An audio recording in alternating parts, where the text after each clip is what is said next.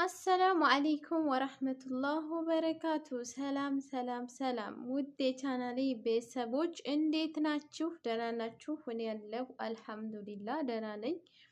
በድጋሚ ብቅ አልኩላችሁ። ላይክ፣ ሸር፣ ሰብስክራይብ እያደረጋችሁ ቪዲዮዬን እዩልኝ እላለሁኝ። ዛሬ አሰሪ ምን አለች መሰላችሁ? ብዙ ጊዜ ሲያማኝም ይሁን ምንም ሲሆን የሆነ መድኃኒት ማስታገሻ ምናምን ብላ ስትሰጠኝ አልጠቀምም እና እኔ ብቻ መስሏታል። ምክንያቱም ከዚህ በፊት የሌላ ሀገር ዜጎች ስለሆነ ስትይዝ የኖረችው እኛን ኢትዮጵያ የመጀመሪያዋ ነው። ቤተሰቡም ውስጥ የመጀመሪያዋ ነው እና አያውቁም እነዛኞቹ። በተለይ አንድ ዜጋዎች አሉ፣ ስማቸውን አልጠራም፣ አያውቁም። በቃ የተሰጣቸውን ድንጋይም ቢሰጡ ማለት ነው፣ ድንጋይም ቢሰጡ ይጠቀማሉ። ብቻ እነሱ ይበሏቸው እንጂ ተፈጣሪያቸውን በቃ ፈጣሪያቸውን እንኳን እንደዛ የሚፈሩ አይመስሏቸውም።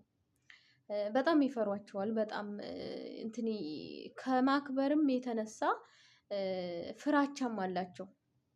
እና ብዙ ጊዜ እንደዚህ ሲያመኝ ምናምን ፓናዶል ብቻ ከሆነ እንጂ የምጠቀመው ሌላ ነገር ውሰጂ ነው የምለው። እና እኔ ጋር ብቻ ይመስላታል፣ እኔ የቀበጥኩ መስሏታል። ገብቷቸዋል።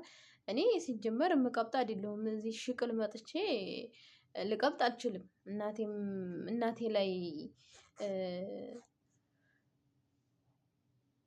እናቴ ላይም አልቀበጥኩ እንኳን እሷ ላይ ማለት ነው። ለገንዘቤ ብዬ ነው የምኖረው። ነገር ግን የምቀብጥ መስሏት ግራ ይገባታል። ግራ ትጋባለች ሁል ጊዜ።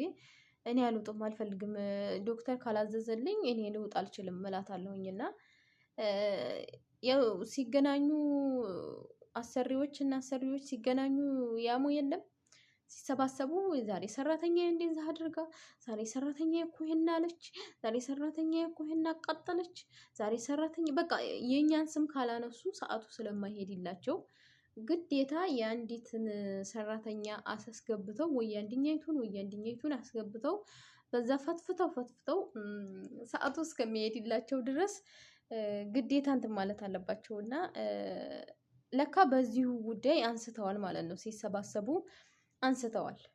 ሲያነሱ መድኃኒት አትውጡም፣ የሆነ ማስታገሻ ምናምን ልንሰጣት ስንል አትፈልግም፣ አትውጡ። እንዴ እሷ ብቻ አይደለችም፣ ሁሉም ናቸው።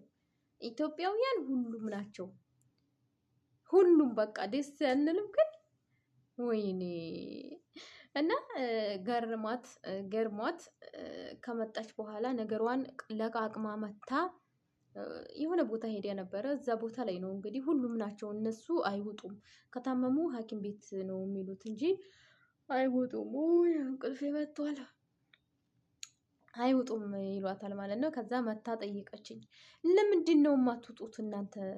እኛ አሁን ሲያመን ማስታገሻ እንውጣለን፣ ከዛ ከጠናብን እንሄዳለን።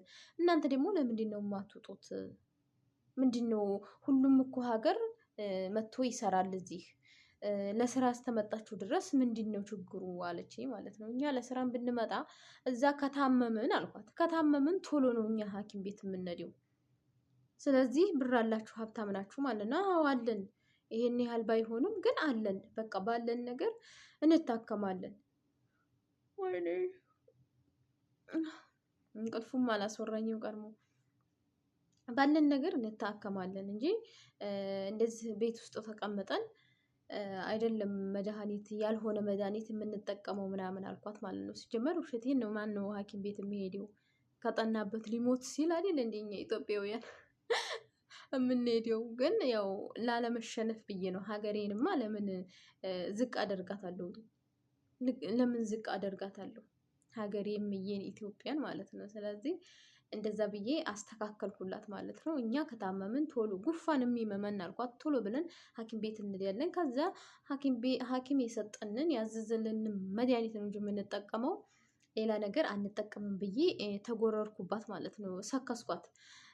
እኛ ቅጣጥል ምናምን በተለይ በገጠር ቦታ ቅጣጥሉን ምናምኑ የሚጠጣውን ምናምን ነው ስር ነው የምንጠጣውና እንኳን ቶሎ ብለን ልንሞት ስንል ነው ወደ ሐኪም ቤት የምንሄደው እንጂ ጭራሽ እንዴት ታመምን ቶሎ ሐኪም ቤት የለም። ግን እንዴት ሀገሬን አሳልፌ እሰጣለሁ?